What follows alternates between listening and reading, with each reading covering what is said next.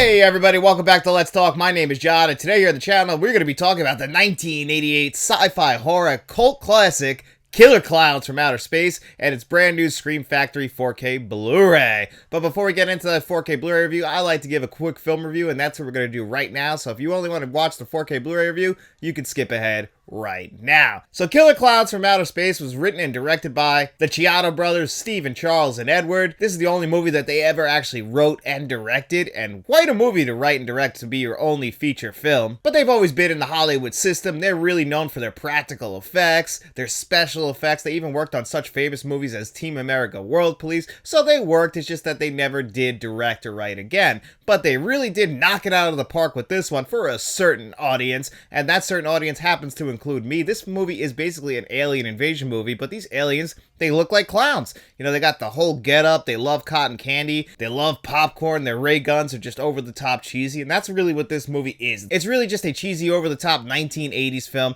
very much in line with movies like The Toxic Avenger and other B-horror movies in that realm, but this movie's a lot lighter than, you know, The Toxic Avenger. The Toxic Avenger in many trauma movies is very gory. This one has some gore, but it's done in a lot more of a silly manner because, you know, these are killer clowns. So we're dealing with clowns and, you know, they're turning people into cotton candy, putting them in cotton candy cocoons. And, you know, it's a very simple movie. It's only 88 minutes long. At the beginning of this movie, we see something crash, and then we see all of a sudden, oh, it looks like the circus is in town, but there's this glowing circus tent. A couple people go inside. Those people do not come outside. Then a couple decides, you know what, let's go see what the hell is going on in there. And it turns out these aliens, they're putting people in cotton candy cocoons, and these kids want to go tell the police. But of course, that's one big issue with this movie that really does bother me, and it's a, you know, it's a horror movie trope. Nobody believes them. We saw some movies like Jason Lives where the cops just don't believe them, but they really lean into it in this movie with one character played by John Vernon, who probably is the most recognizable actor in this movie, and he's honestly the one with the most chops because no one's going to accuse anyone of being a great actor in this movie, and actually, honestly, sometimes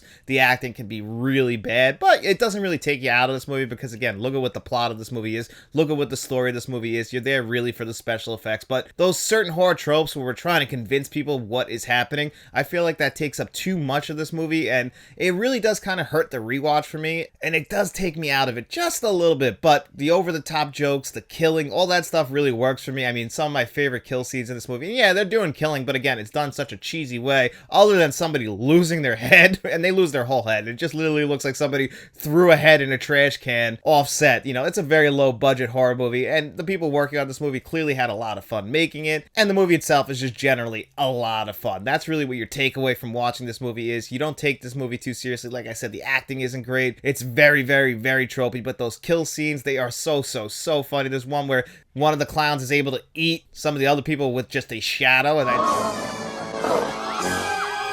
Holy shit! I think that's just ridiculous, but I just love all of the kill scenes in this movie and the way that the clowns get creative. And then the score for this movie, is very impressive.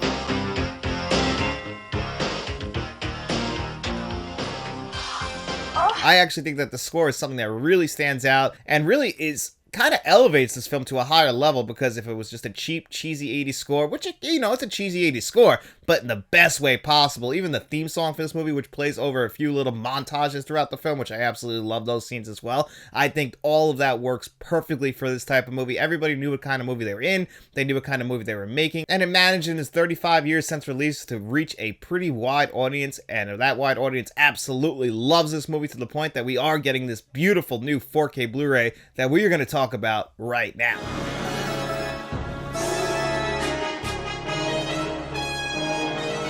So here it is. I got the Killer Klowns 4K Steelbook. I actually bought this right through Shout Factory's website. And when you do that, you get it a little bit earlier, and sometimes they'll give you a poster. And they also had some limited editions that you could only buy through their website. You know, that kind of had like some pins and other bells and whistles. I didn't really think that stuff was really necessary, and I would try to save a little bit of money, because when you do buy through Shout Factory, even if you just buy the Steelbook, it's going to cost a little bit more than if you were to buy through Amazon or another third-party website. But the big thing is you do get a poster with it, and of course you get it a little bit early. And I had to get this 4K Steelbook because this 4K Steelbook is phenomenal looking, and I don't know if the camera can even pick up everything. I don't know if the camera is doing this justice, because it's not only glossy, but there are certain aspects of this that are a little bit glossier than others, like the outline around stuff.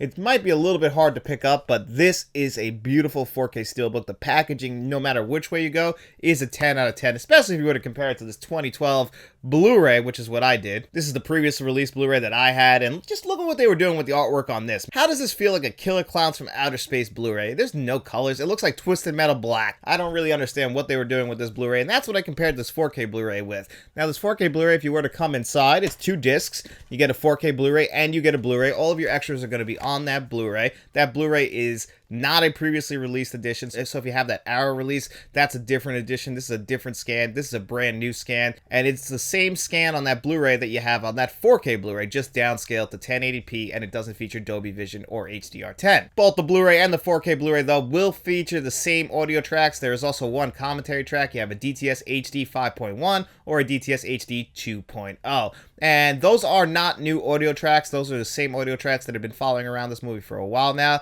I'm not too sure when the first time that it was used, but it is not a new audio track. And honestly, that audio track is not too bad if you watch that DTS HD 5.1. It actually had quite a good amount of bump to it. Good amount of bass, especially in certain points of this movie. The only thing was you might have to turn it up a little bit, but other than that, it's fine. Whatever volume you choose to set it at, you don't have to worry about it for the rest of the time. The dialogue comes in crisp and clear. And really, whenever the score kicks in, you really do feel it. So, it's a very well mixed DTS HD 5.1. It's just, the unknown. What could have been with the audio track? Could we have gotten something even better? I get that this audio track is solid, and when you talk about, Paramount just reusing the same Dolby True HD 5.1, those are not that good, and they seem to be reusing them over and over again. And I understand why we keep reusing the same audio tracks. We're trying to save some money, but it would be really nice to get like a brand new Dolby Atmos track, especially when we get brand new visuals on this one. But before we talk about those visuals, I'm an extras junkie, and there are a lot of featurettes on here, but the problem is they're the same ones that are on this 2012 Blu-ray, and that really does bother me because, yes, they are good, and the featurettes are separated in a way where they could have just been edited together into one big giant documentary, which probably would have worked better in my opinion. And it's an older documentary, so it's not going to look that great, but it's still very good. You also get some bloopers, some deleted scenes, the trailer, so there are a good amount of extras. It's just that it's nothing new, and that's the same thing with the audio track. When we're recycling the same stuff over and over, it gets to be a little bit disappointing. But I can't fault them for it. At least they did give us those extras, and now I don't need this Blu-ray for all the extras, so that's a good thing, because when we're talking about the visuals, it is night and day between that previously released Blu-ray and the brand new 4K Blu-ray. And right in between that is this new Blu-ray that's packed in here. And again, that's just a downscaled version of the 4K Blu-ray. But it's still a pretty solid Blu-ray, but the 4K Blu-ray is really where things stand out. First of all, when we talk about this 2012 Blu-ray, honestly, the colors are just lacking so much, especially now when you compare it to the 4K Blu-ray. I felt like I was watching the Footloose Blu-ray. That's how bad it was when I was comparing it to the 4K Blu-ray. And it never really bothered me too much in the past, mainly because this is a low-budget horror film. So, the source material I didn't expect to be in the best shape, but it must have been in pretty decent shape because this 4K Blu-ray is absolutely gorgeous. Now, it's not something that looks like the film was made in 2024. No, it still looks like it was made in 1988 on a low budget, and honestly, I think it's better for it because it just looks phenomenal. We keep a little bit of film grain in here. We keep all those colors, and all the colors now pop off the screen. We're hitting those deep blacks, but even when you compare it to the Blu-ray that's packed in here, it's still really impressive when we go from the Blu-ray to the 4K Blu-ray. You'll notice this right away in the early scenes. The kids are laying on this one like big yellow. I don't know why I keep calling them kids. They're probably like in college or something, or in their early 20s. I mean, they're friends with a guy who's a cop, so he's, like 25 years old. But anyway, they're laying on like a raft in the back of a Jeep, and that yellow raft, when we're first on the Blu-ray, it's there. It doesn't really stick out. It's still noticeably better than on that Blu-ray, the 2012 Blu-ray, but when you get to that 4K Blu-ray, that yellow just stands out. When we see the tent like glowing in the background, you never really notice the glowing, but the Dolby Vision and HDR10, and they're both very comparable. There's not too much of a difference. It's just night and day from the previously released Blu-ray, and it's unbelievable how much the colors just pop and stand out.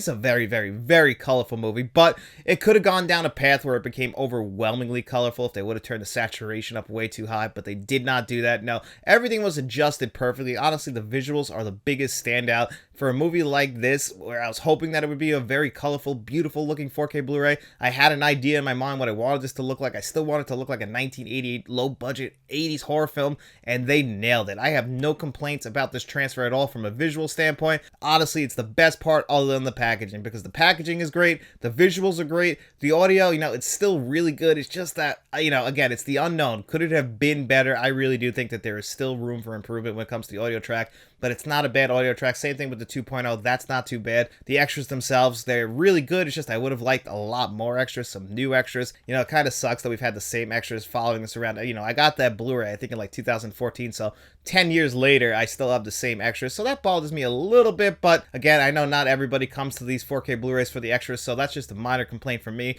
But if you're a fan of Killer Klowns from Outer Space, this 4K Blu-ray is the brand new definitive edition. I can highly recommend the Steelbook, but no matter which way you go with the packaging, you will not be disappointed with the disc on the inside. And man, they really knocked it out of the park with those visuals. How would I rate the Scream Factory release of the 4K Blu-ray for Killer Klowns of Outer Space on a score of 1 to 10? Well, I'm going to give this one a solid 9 out of 10. Definitely worth your time and money. If you buy this during the Shocktober sale, maybe you want to wait till October to watch this. It's the perfect Halloween season movie. You absolutely will steal it at that time of the year, because right now, I would say at full price, if you're a fan of this movie, it's still definitely worth it. But guys, it's also Tuesday, and that means it's time for our Digital Code Giveaway! In every single video we do on Friday, we ask you guys 2 digital code giveaway questions. All you had to do was answer one of those questions in the comment section. As long as you did that, you came back to this video right here. We put your name on a magic wheel. We spun that wheel 2 times. The 2 names it lands on,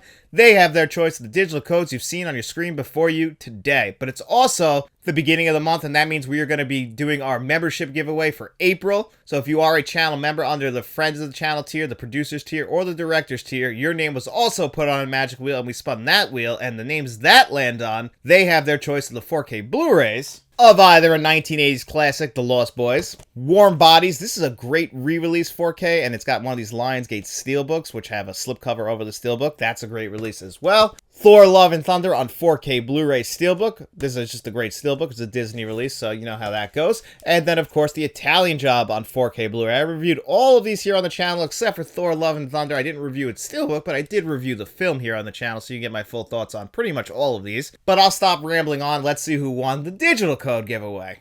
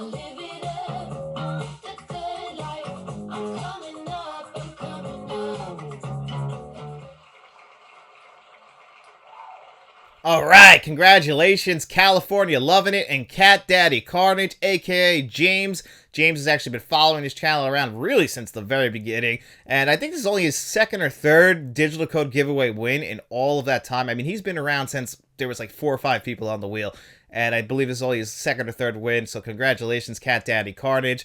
And now let's see who wins our physical giveaway for our channel members.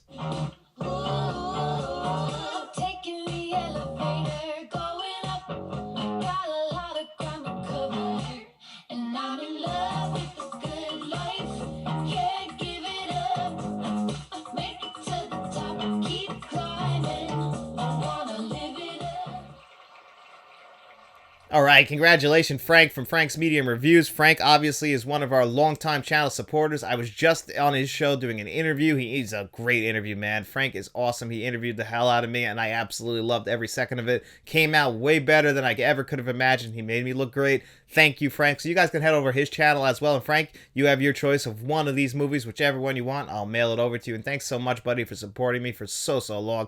I really do appreciate it. And for everyone else who won the digital code giveaway, make sure you reach out to me at letstalkentmt@gmail.com, or you can always reach out to me at the artist formerly known as Twitter, Instagram, or Facebook. Direct message me. Let me know which of the digital codes you want. As long as none of the other winners took it, that digital code is all yours. And anyway, guys, if you didn't win this week, make sure you guys come back to this Friday's video, which will be a review for the new Planet of the Apes film, which I'm absolutely looking forward to. Kingdom of the Planet of the Apes. I just got done rewatching the previously released trilogy that this is a sequel to. Man, that really is a very underrated trilogy. I still think that Dawn of the Planet of the Apes, though, is the best of the three movies. War kind of left me a little bit disappointed, but I still think that all three movies are fantastic. They don't match up to the original Planet of the Apes film. I still feel like that's an awesome classic film that, it's going to be really hard to replicate, but it's still better than most of the other ones, especially the Tim Burton one, which, man, that kills me because I saw that in the movies. And again, the only person in the world who I know who likes the Tim Burton Planet of the Apes is my father. So, that guy likes that movie. He also likes Daredevil from '04. So his movie taste, I don't know. He also loves Rockstar. That's a great movie. And The Breakfast Club. So my dad's got some weird taste. But yeah, those are the only people I know who like that movie. So yeah, make sure you guys come back to this Friday video to enter into this week's digital code giveaway. And thank you guys all so much for supporting Let's Talk. The best way to keep supporting this channel is just by simply liking the video, subscribing, turning notifications on, maybe become a channel member like our producers John Doe Juggalo, Jason Martin, or Mr. Spelly Potato, or a channel director like Frank from Frank's Media Reviews. But if you got no money to throw our way, don't worry about it, guys. We just appreciate you checking out the video, and all we hope is that you enjoyed it. And if you did, get out in those streets, tell your friends about us, and then we'll be seeing you around.